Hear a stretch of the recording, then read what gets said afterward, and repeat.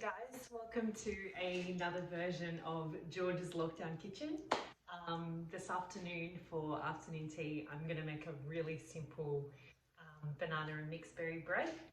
So sit back, relax and enjoy.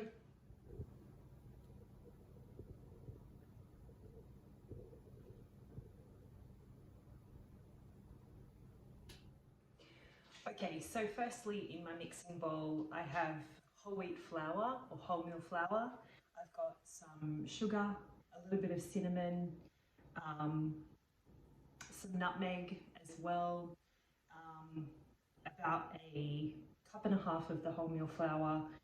I only put half a cup of white sugar in this. I would normally use either raw or brown sugar, but I've been doing a lot of baking in isolation, so I've actually run out. And then I used a quarter of a tablespoon of nutmeg and the same with cinnamon. Okay, so this recipe calls for 2 medium sized bananas, and you want them to be pretty ripe, nearly going off. These ones are probably not quite ripe enough yet, but I'm still going to use them anyway. And what we're going to do is just mash them in this bowl here. So removing our skins, and I'm just going to mash them like so with a fork. You can break them up as well to make the job a little bit easier. When doing any kind of baking, it's important to remember that you add your dry ingredients first before you add your liquids. That's just so once you add your liquids, you can always add more dry ingredients. You don't want it to have a bad consistency. So just mashing up the bananas, you can see here that they are still a little bit hard, but that's okay. The reason why we use really ripe bananas is because that's when their flavour is the most intense. So you want to have the most amount of flavour for the least amount of banana. And it's also a really good way to use them before they go off. Okay, so my recipe calls for 125 grams or mils of vegetable oil. I don't have any vegetable oil at home at the moment because I don't really use it very often, so I'm going to use butter. This was a large 500 gram block that I have subsequently been baking a lot with. This is about half the block, 250 grams, so I'm going to cut off just this much here. I'm not really weighing it because you know me, I don't. And what I'm going to do, this has to be melted. So I've taken it out of the fridge probably about half an hour ago, so it's soft enough to cut. And I'm just going to cut it into smaller cubes so that I can put it into the microwave and it can melt a little bit faster. So whilst my butter is in the microwave and I'm melting it, I put it on for about 30 seconds. I'm just going to see how that goes. I'm going to make a well in the center of my mixture and then add my first liquid, milk. Lactose free, obviously, for me. So you need 125 mils of the liquid.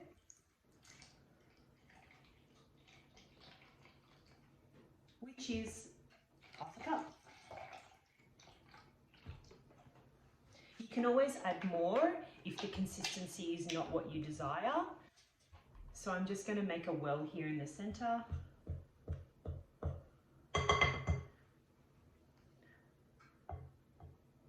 And then start to mix.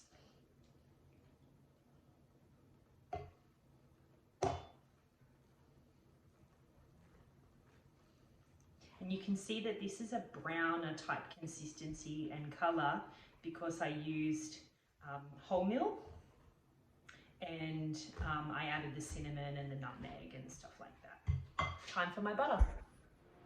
Okay, so you can see my butter has melted quite nicely here. I'm going to add it to my mixture. Not all of it has completely melted, but that's okay. It will melt eventually. And I'm just going to continue mixing that around. until it's a cake-like consistency. And then we're ready to add the bananas.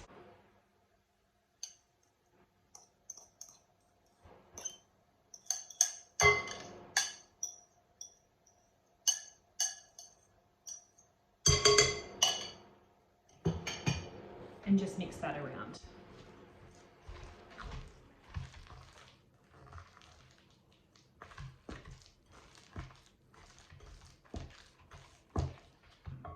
I've got this non-slip mat under my bowl as well. I bought it a long time ago and I thought I'm never going to use it, but it's definitely come in handy when baking. Okay, so that's mixed in as much as I would like it to be. I'm now going to add some mixed berries, just for something different. You can also add chocolate chips if you like. You can add coconut, other fruits, walnuts. You can also add a shot of coffee if you like that flavour, and it turns it into like a banoffee bread. But I'm going to add some fruit.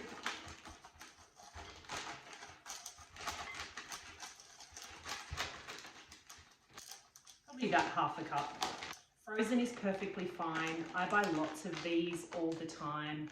Just keep them in the freezer, and you can use them in smoothies, cakes, anything. They're a great time saver and they're relatively inexpensive. Just combine that all around, mix it, and then we're ready to put into our lined baking tin. Okay, so I'm using a loaf tin today. This is a double-walled loaf tin.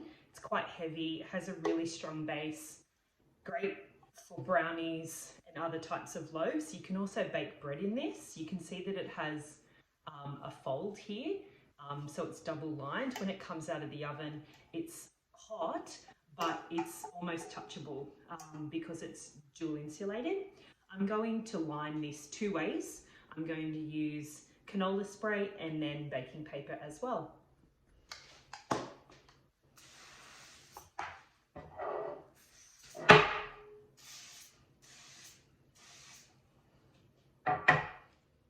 Okay, so you can see that I've lined my baking tray, my loaf tin. So now I'm going to add my mixture.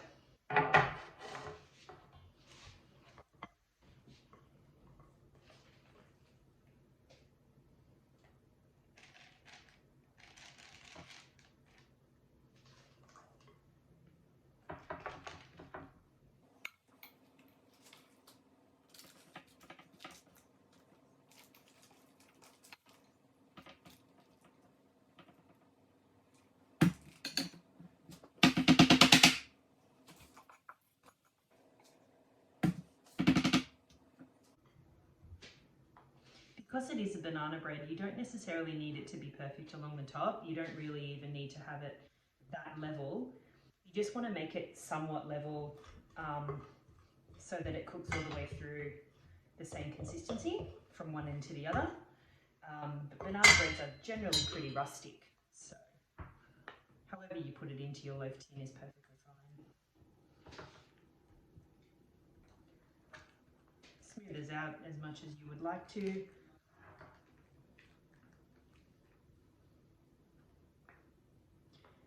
And then I preheated my oven to 180 degrees, and we're going to put it in for about 25 minutes, but I'm going to check it to see how it's going. My oven is quite powerful, and yeah, see you in 20 minutes. So this is the banana bread, looking really lovely, nice and golden. It's got a nice crack in the middle as well, which is okay. It's risen quite well, and I can't wait to get stuck into it. He also is egg-free, which is good for me and my allergies and stuff like that. Super cheap, super quick, really easy to make, really, really tasty. And I hope that you enjoyed our first video back.